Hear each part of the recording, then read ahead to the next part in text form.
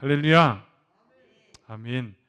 참 날씨가 많이 시원해졌습니다. 제가 아침 저녁으로 보면 좀 쌀쌀해졌더라고요. 여러분들 환절기에 이게 온도차가 많으면 또 감기 걸릴 수 있으니까 건강 또 잘 챙기시기를 부탁드립니다. 여러분 이렇게 교회 오실 때 입구 들어오기 전에 옆에 화단에 보면 뭐가 이렇게 피어 있죠? 여러분 들어오실 때 보면 꽃이 환하게 피어서 제가 이거 한번 찍어봤거든요. 여러분 저렇게 나무 내구류가 있고 이렇게 꽃이 중간중간에 확 펴 있어요. 들어올 때 보셨죠? 예, 보셨을 거예요. 저 꽃이 제가 사실 이 화단에 보면 꽃들이 핀 걸 보면 너무 마음이 참 좋더라고요. 이게 환하게 뭔가 저를 반기는 것 같은 느낌이 있어서 좋은데 제가 말을 안 해서 그렇지 여러분 저 꽃이 제가 심었을까요? 아닐까요? 심었어요. 그죠? 심었을 것 같죠 이게? 제가 말씀은 안 드렸지만 저 꽃을요 제가 씨를 사다가 안 심었습니다. 저 꽃 제가 안 심은 거예요. 어떻게 된 거냐면 씨가 날라와 가지고요 저기 있는 나무, 이쁜 나무, 꽃나무도 있잖아요. 저기 있는 모든 것이 다 씨가 날라와 가지고 다 자기가 자라 가지고 꽃을 피우기 시작하는 거예요. 너무 신기하지 않습니까? 제가 이걸 보면서 참 들꽃도 입히시는 하나님에 대한 성경의 말씀이 있듯이 하나님이 이렇게 입히시고 기르시는구나. 그리고 또 저렇게 확 피어 있는 게 마치 하이교회를 하나님이 되게 이뻐하시는구나라는 그냥 그런 느낌이 제 안에 들더라고요. 그래서 좋은 느낌을 좀 여러분들하고 나누면서 나가실 때도 한번 여러분 보시고 한번 웃고 나가셨으면 좋겠습니다. 저희가 계속해서 마가복음 말씀을 여러분들하고 이제 나누고 있는데 여러분 마가복음 뒤에 있군요. 네, 마가복음 말씀을 보면 오늘 이 말씀을 좀 나누기 전에 그런 얘기를 좀 나누고 싶어요. 저희가 지금은 과학이 굉장히 발달해서 자연의 신비한 역사들을 봐도 저거는 저래해서 저게 저렇게 되는 거야라고 우리가 많이 이해를 하고 있거든요. 근데 옛날 과거만 해도 조금만 과거만 해도 신비한 자연 현상을 보면요 우리가 그 앞에 막 되게 황홀해하고 압도되는 경우가 있었어요. 특별히 어떤 경우냐면 예전에 이제 제가 어렸을 때만 해도요 다 농사를 짓잖아요. 저는 시골에서 이제 살았으니까 농사를 지면 농사에 가장 필요한 게 뭐죠, 여러분? 물이죠, 물. 물은 무엇을 통해서 공급이 될까요? 물론 저수지의 물을 통해서도 공급이 되지만 진짜 중요한 거는 비가 와야 돼요. 저수지도 비가 와야 물이 차거든요. 그러니까 비가 내리지 않으면 농사를 지을 수가 없어요. 그래서 제가 어렸을 때 이렇게 시골에서 보면 어른분들이요 농사 짓기 전에 뭐를 하시냐면 기우제를 지내십니다. 기우제. 왜냐? 비는 누구의 영역인 거예요? 이거는 신의 영역인 거예요. 신. 그러니까 하늘님이죠. 그들의 표현한테는 하늘님한테 제사를 드려서 이번 연도에는 비가 충분히 오게 해주셔서 우리가 농사를 잘 짓게 해주십시오. 제가 어렸을 때도 그 정도면요. 그 이전에 더 과거에는 진짜 마을마다 비가 내리게 해달라고 엄청나게 기우제를 드렸다는 거거든요. 그것처럼 비가 내리는 것조차 신의 영역이라고 사람들은 생각을 했어요. 예전에는. 여러분 비가 오지 않으면 어떻게 될까요? 비가 오지 않으면 저수지도 다 마르고요. 뭐 강도 다 마르고요. 아까 수루라고 그랬는데 수루에 물도 전혀 없어요. 그냥 빡빡 말라가고 농사를 전혀 지을 수가 없는 게 가뭄이 극심하게 되면 그렇게 되는 거거든요. 그런데 만약에 여러분 한번 생각해 보세요. 극심한 가뭄 가운데 다 말랐어. 물이 하나도 없어요. 그런데 어느 장소에 갔더니 거기에는 가뭄에도 물이 퐁퐁 솟아나오는 거예요. 어느 지역에 갔더니. 여러분 그 지역을 사람들이 보면 어떤 생각이 들까요? 그 막 가뭄에도 막 물이 퐁퐁 솟아나오는 걸 보면 그렇죠. 와 여기는 신이 이곳을 축복한 땅이다. 이곳은 정말 특별한 땅이다. 와 어떻게 여기에서 이렇게 물이 솟아나오냐. 이거는 신이 우리에게 축복해 준 곳이다. 약간 이런 생각이 들지 않겠습니까? 제가 왜 이 얘기를 하냐면 가뭄에도요 물이 펑펑 솟아나오는 곳이 있었거든요. 거기가 어디냐? 오늘 우리가 성경에 같이 읽었던 본문에 가이사랴라는 지역이에요. 가이사랴. 제가 아까 사진 여기랑 보여드릴게요. 저기거든요. 저희가 가이사랴 빌립보, 옛날에는 엄청난 도시가 있었던 곳인데 지금은 이제 다 유적지만 남았는데 물은 여전히, 저희 물을 보세요. 저게 위에서부터 강물을 따라 내려오는 물이 아니고요, 용천수처럼 지하에서 펑펑 쏟아지는 물이거든요. 양이 엄청나잖아요. 저게 어디까지 가는 거냐면 이스라엘의 요단강으로까지 흘러가는 게 물의 원천이거든요. 저게 그러니까 엄청나게 물이 내려간단 말이에요. 그러면 사람들이, 옛날에 사람들이 가뭄에 물이 없어요. 그런데 저기에서는 물이 계속해서 펑펑 쏟아져 나온다면 사람들은 저기를 굉장히 신비로운 곳, 경외롭게 생각할 수밖에 없어요. 그런데 놀라운 거는요, 저기다가 예전에 사람들이 무엇을 지었냐면, 제가 한번 보여드릴게요. 저기 여기가 왜 물이 나오는지를 먼저 좀 설명해야 될 것 같아요.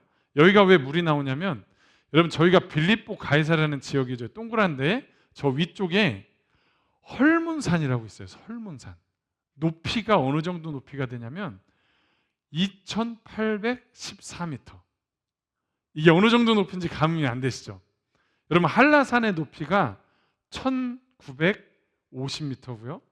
백두산의 높이가 1788m입니다. 백두산도 굉장히 높은 산인데 지금 헐문산은 그거보다 더 높은 산이거든요. 그러니까 이 높은 산이 있는데 이스라엘 땅 북쪽에 헐문산이 있는데, 그러다 보니까 저 산은 어떤 산이냐면요, 1년 내내 짧은 기간 빼고요 항상 거기에 눈이 덮여 있는 거예요. 사람들은 여기를 만년산이라고, 설산이라고 얘기할 정도로 눈이 거의 365일 중에 조금 빼고 늘 덮여 있는 거예요. 늘. 그러니까 그 눈들이 녹아서 골짜기를 따라 강을 만들어 흘러가기도 하지만 그것이 땅 지하로 스며들어 가지고 갑자기 이게 차고 차서 어느 지역에서 막 퐁퐁 쏟아지기 시작하는 거예요. 그 중에 하나가 어디냐? 바로 빌립보 가이사랴라는 거예요. 빌립보 가이사랴. 여러분 여기 빌립보 가이사랴 보면 저게 헐문산이거든요. 헐문산에서 이제 눈이 이게 녹아가지고 물이 솟아나는데, 제가 아까 얘기했잖아요. 자 여기 보면 여기서 이제 물이 튀어나오는데 저기 뒤에 동굴 하나 보이세요? 동굴? 옛날에 저기가 어떤 유적지냐면, 제가 동굴을 얘기한 이유는 뭐냐면 저기가 옛날에는 이렇게 되어 있던 곳이에요. 고고학자들의 연구에 의하면 저기에 건축물들이 세워져 있었는데, 저기 노란, 제가 노랗게 표시한 데가 아까 그 동굴이거든요.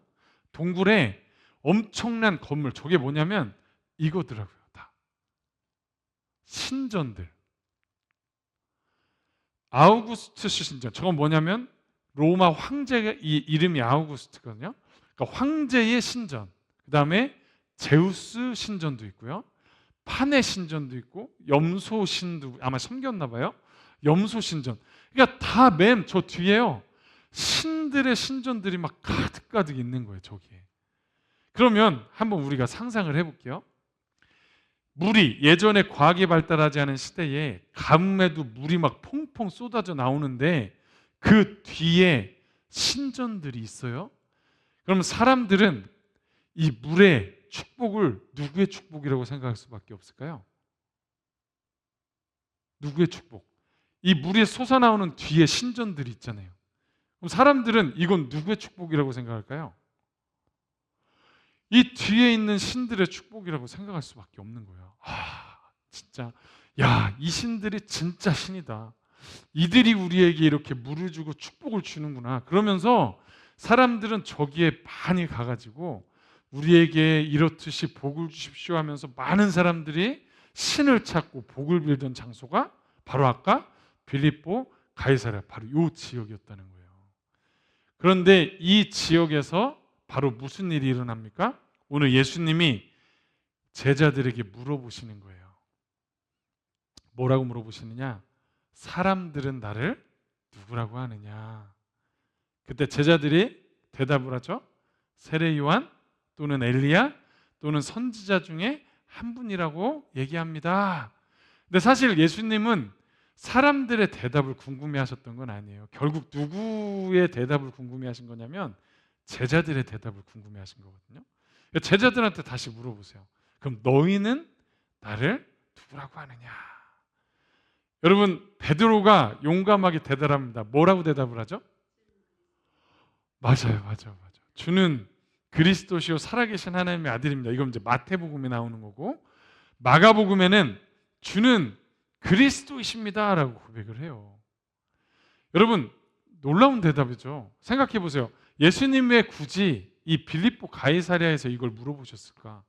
저렇게 많은 사람들이 뭐 제우스가 진짜 신이고 판이나 염소가 진짜 신이고 로마 황제가 진짜 신이고 우리에게 복을 주는 사람입니다라고 생각하면서 막 신전에 모여든 사람들 그 장소에서 예수님이 너희는 나를 누구냐? 근데 베드로가 얘기하는 거예요. 주는 그리스도이십니다. 이게 무슨 고백입니까? 주님이 진짜 신이시고 주님이 진짜 하나님이시고 우리의 구원자이십니다. 이 고백이잖아요. 그러니까 베드로가 굉장히 잘 대답을 한 거예요. 근데 여러분, 우리가 한번 생각해 봐야 되는 게 뭐냐면 베드로의 이 고백, 주는 그리스도이십니다라는 이 고백이 진짜로 믿음의 고백일까요? 진짜 믿음의 고백일까요? 여러분, 이게 진짜 믿음의 고백인지 아닌지는 그 뒤에 금방 나타나거든요. 우리 한번 말씀 31절과 2절을 같이 한번 읽어볼게요. 같이 읽습니다. 시작. 인자가 많은 고난을 받고 장로들과 대제사장들과 서기관들에게 버림받아 죽임을 당하고 사흘 만에 살아나야 할 것을 비로소 그들에게 가르치시되 드러내놓고 이 말씀을 하시니 베드로가 예수를 붙들고 항변하매. 아멘. 여러분, 베드로가 주는 그리스도십니다 라고 이 고백했을 때 예수님이 이제 자기의 어떤 가야 할 길을 말씀하시잖아요. 근데 이때 베드로가 어떻게 했다고 나오냐면 예수를 붙들고 항변했다고 얘기합니다. 이게 재밌는 표현이에요. 여기서 항변하다가 헬라어로는 이게 에피티마오인데 언제 쓰는 거냐? 마가복음에 종종 쓰이거든요. 이 단어가 어디서 특별히 쓰이냐? 예수님이 귀신을 내쫓을 때, 귀신 들린 사람 앞에 그 안에 있는 귀신을 꾸짖을 때, 꾸짖다가 바로 이 항변하라는 똑같은 얘기고요. 예수님 앞에 어린아이들이 막 이렇게 나올 때 제자들이요, 그 어린아이들이 예수님께 오지 못하도록 막 꾸짖었거든요. 에이, 어린아이들이 뭘 여기 오려고 막 이러면서 꾸짖었어요. 그 꾸짖다 할 때 그 단어가 저 항변하다라는 단어하고 똑같은 거예요. 그럼 우리가 상상해 볼 수 있는 거예요. 지금 예수를 붙들고 베드로가 항변했다는 거는 지금으로 얘기하면 어떻게 한 거냐면 예수님이 이제 자기의 갈 길을 얘기하셨을 때 베드로가요, 예수님을 이렇게 구석으로 사람들 없는 이렇게 구석으로 모시고 가가지고 막 뭐라고 하는 거예요. 아, 예수님 지금 뭐 하시는 거냐고. 아니, 우리가 지금 다 버리고 주님을 따른 거 보이지 않냐고. 예수님, 당신은 왕이 되셔야지. 지금 그런 얘기를 지금 입 밖으로 낼 지금 그런 처지냐고. 정신 똑바로 차리라고. 이러면서 마치 스승이 제자를 꾸짖고 나무라듯이 베드로가 지금 예수님을 붙잡고 막 뭐라고 하는 거예요, 지금. 여러분, 이해가 되세요? 물론 뒤에 예수님이 이제 그런 베드로를 향해서 뭐 사단에 물러가라 하면서 꾸짖긴 하시는데, 여러분, 왜 베드로가 이렇게 예수님이 가야 할 길을 들었을 때 예수님을 붙잡고 막 꾸짖으면서 막 뭐라고 했을까? 여러분, 베드로가 왜 그렇게 했을까요? 왜? 여러분, 우리가 이것을 알기 위해서는 앞에 저희가 가이사랴 빌립보에 있는 그 신전과 물줄기를 다시 한번 생각해 봐야 돼요. 여러분, 아까 이 그림을 제가 보여드렸는데 여기에 수많은 사람들이 와서 저 신들을 섬기기 위해서 왔어요. 여러분, 이 사람들은 왜 저 신전에 찾아왔을까요? 신들에게 제사를 드리고 우상 숭배를 하는 이유가 뭘까요? 자기의 목적, 자기들의 어떤 필요를 요청하고 그것들을 받아내기 위해서 저 자리에 갔던 거거든요.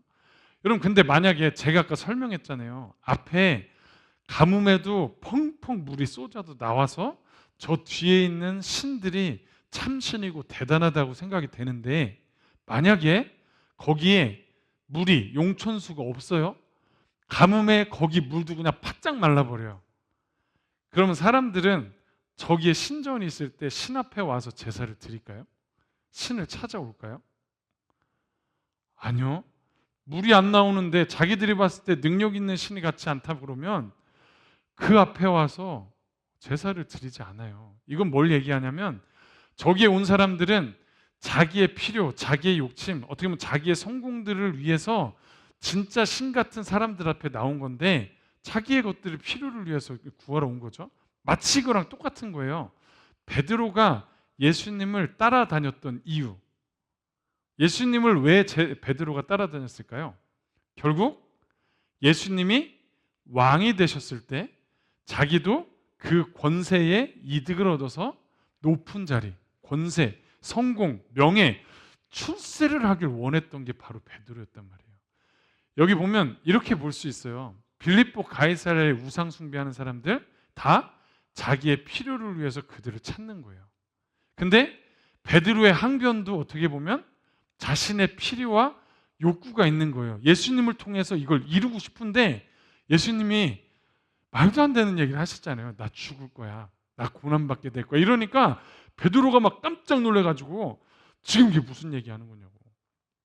결국 베드로도 예수님을 따라다니는 목적이 자기를 위해서 따라다녔다라는 거예요. 여러분, 이 두 가지가 다른 것 같지만 결국 결이 똑같은 거거든요. 그런데 제가 오늘 성경에서 보고 싶은 건 그거예요. 베드로의 고백, 주는 그리스도입니다라는 이 고백이 저 항변한 것처럼 믿음의 고백이 아니었거든요. 자기의 어떤 욕심이 담긴 고백이 거기에 있었지만 예수님은요, 그 고백에도 어떻게 하셨는지 아세요? 자기의 앞으로의 갈 길, 자기의 소명을 제자들에게 처음 말씀하세요. 처음. 마가복음에 보면요, 내가 고난을 받고 죽고 다시 부활할 거라는 이 말씀을 여기에 처음 말씀하십니다. 놀랍죠? 이렇게 이 고백들 중간에요, 베드로가 주는 그리스도입니다, 믿음이 없는 고백 같고 어떻게 보면 예수님을 나의 필요를 위해서 예수님을 따라다닌 고백일지라도 예수님이요, 여기에 뭐라고? 자기의 어떤 소명과 자기가 가야 할 방향들을 말씀하고 계신다는 거예요. 여러분, 이게 뭘 의미하는지 아세요? 사람들이 예수님을 베드로처럼 따라다닐 때 정말 예수님을 쫓아다니는 목적이 자기의 유익이고 자기의 필요를 위해서 신앙생활하고 그렇게 쫓는다 할지라도 주는 그리스도이십니다라고 고백하는 사람들에게 뭘 주시는 거냐면 예수님을 쫓아올 수 있는 비전과 소망을 그들에게 심어주시고 결국엔 이들이 예수 그리스도를 따라 그 길에 똑같이 따라올 수 있도록 나중에 보세요, 점점점 이끌어 가신다는 사실을 오늘 말씀해 주고 있는 것을 기억하시기를 바랍니다. 여러분, 우리가 신앙생활 하다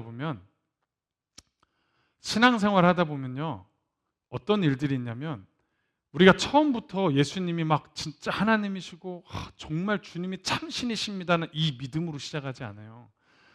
물론 어떤 경우에는 정말 신비한 경험을 통해서 진짜 하나님이 살아계시구나 이 믿음으로 시작하는 분들도 있지만 1차적으로는 자기의 가족, 그리고 나의 평안, 건강, 그 다음에 하고 있는 일들이 잘 되기를 위해서, 형통하기 위해서, 자기 어떤 삶의 유익을 위해서 신앙생활을 시작합니다, 사람들이. 그런데 그러다 보면 어떤 경우들이 발생을 하냐면 평상시에는 그냥 주일날만 이렇게 신앙생활 하다가 이제 뭐 자녀들이 결혼을 한다든가 자녀들이 수능을 본다든가 또는 어떤 사업을 새롭게 시작한다든가 취직을 한다든가 승진을 해야 된다든가 어떤 중요한 상황이 되면 그때 작정 기도를 하거나 새벽 기도에 갑자기 나오거나 뭔가 기도를 하기 시작해요.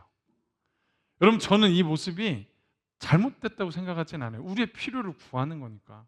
그런데 이것들이 얼핏 보면 그냥 평상시에는 기도하지 않다가 정말 필요할 때 주님을 찾는 이런 모습을 보면 어떤 모습과 비슷하냐면 결국 우리의 필요를 따라서 또 이렇게 구하는 모습과 같은 모습일 수 있다는 거예요. 그리고 어떨 때는요, 신앙생활 할 때 그런 분들이 있더라고요. 뭔가 교회에서 인정받고 싶으신 거예요. 그래서 막 열심히 예배도 드리고 봉사도 열심히 하고 뭔가 열심히 해요. 그래서 사람들이 그것에 대해서 칭찬을 하면 너무 좋아. 근데 자기가 열심히 했는데도 아무도 알아주지 않는다면 막 실망하는 거예요. 자기가 이렇게 했는데 사람들이 알아주지 않아서. 그것도 뭐예요? 신앙생활하는 목적 중에 하나가 자기의 어떤 그런 욕구들을 채우기 위해서. 그래서 실제적으로 어떤 교회, 이건 진짜 아마 여러분들도 아실 거예요. 어떤 분들 중에는 자기가 교회에 장로가 되고 싶은데 그래서 추천을 받으려고 뭐 목사님께도 말씀드리고 뭐 이렇게 하는데 결국 추천이 안 됐어요. 그래서 장로님이 안 됐단 말이에요. 그러니까 거기에 실망해가지고 교회를 떠나시는 분도 있더라고요. 왜 그런 일이 발생을 할까요? 교회 다니는 목적이 다 자기의 어떤 필요와 욕구에 의해서 다니다 보면 그런 일들이 벌어지기도 한다는 거예요. 그런데 여러분, 이분들이 교회 다니시면서 한 번도 저기 베드로가 고백했던 것처럼 예수님에 대해서 주는 그리스도이십니다, 주님이 왕이십니다, 주님이 구원자이십니다, 그분들이 한 번도 고백한 적이 없을까요? 교회 다니면서? 고백했죠. 고백합니다. 왜? 찬양할 때 그런 가사가 나오거든요. 기도할 때도 우리가 나를 구원하신 하나님, 사랑의 하나님 고백하잖아요. 여러분, 그 사람들도 다 주는 그리스도이십니다라고 다 고백을 한다는 거예요. 그런데 아직 믿음이 없어서 연약한 거예요. 아직. 예수님이 이 모습을 모르실까요? 다 알고 계세요. 우리가 믿음이 없고 예수님을 마치 자기의 필요를 위해서 이용하는 것 같이 신앙생활하는 것도 아시고, 입술의 고백이 그냥 믿음 없는 고백인 것도 다 아시고, 그렇게 신앙생활 해가는 걸 다 아세요. 그럼에도 불구하고 주님은 그 고백을 기뻐하시고 듣고 계신다는 사실입니다. 왜냐, 오늘 베드로가요, 주님 그리스도십니다, 이 고백이 사실 실제 주님을 따라가는 믿음의 고백이 아니었어요. 그럼에도 불구하고 이 고백 앞에 예수님이 자기의 뜻과 자기의 소명을 이야기하셨다는 건, 내가 이제 너를 점점 더 성장케 해서 나의 길로 함께 갈 수 있도록 이끌어 갈 거야 라는 이 뜻이 여기에 담겨져 있는 거거든요. 마찬가지입니다. 성도 여러분, 우리가 믿음 없이 신앙생활 할 때가 분명히 있거든요. 그러나 우리는 교회 와서 주는 그리스도십니다라고 찬양으로, 기도로, 예배하면서 고백을 해요. 그러면 주님은 그 고백을 보시고 어떻게 하시느냐? 이제 우리에게, 베드로에게 말씀하신 것처럼 하나님의 뜻을 가르쳐 주기 시작하시고, 조금씩 우리가 성장해서 결국 마침내 주의 길을 걸어갈 수 있도록 인도해 주시는 줄로 믿습니다. 여러분, 한 가지만 더 말씀드릴게요. 우리가 신앙생활 하다 보면 어떨 때는 연약해서 막 넘어질 때가 있어요. 죄에 넘어질 수도 있고, 연약해서 주님의 말씀대로 순종하지 못할 때도 있거든요. 그러면 나는 하나님 앞에 신앙생활 잘하려고 해도 넘어지고 또 넘어지고, 연약하고 부족한 모습 가운데서 나는 진짜 쓸모없나 봐, 나는 진짜 하나님 앞에 난 왜 이런지 모르겠어 하면서 정말 낮아지고 우울해지는 분들도 있거든요. 그런데 여러분, 이런 분들도 주님은 다 보고 계신다는 거예요. 베드로를 한번 생각해 보세요. 베드로가 여기서만 항변했습니까? 나중에 예수님이 이제 붙잡혔을 때 베드로가 어떻게 했죠? 결국 3번이나 예수님을 모른다고 부인하고 떠날 정도로 정말 넘어지고, 연약해서 다시 섰지만 또 넘어지고 또 넘어지고 이랬던 게 베드로였어요. 그런데 나중에 이 베드로가 어떻게 됩니까?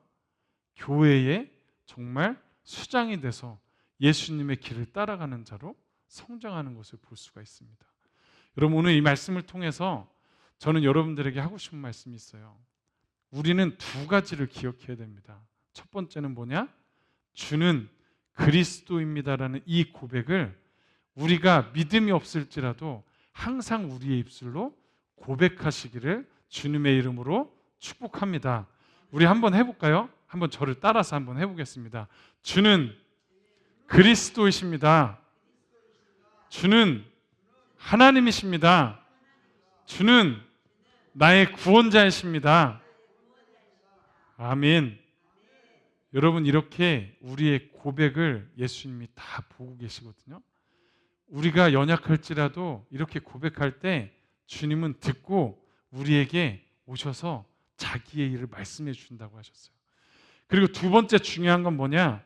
이 고백할 수 있는 공동체, 교회 공동체를 우리가 떠나지 않고 머물러 있는 것이 굉장히 중요합니다.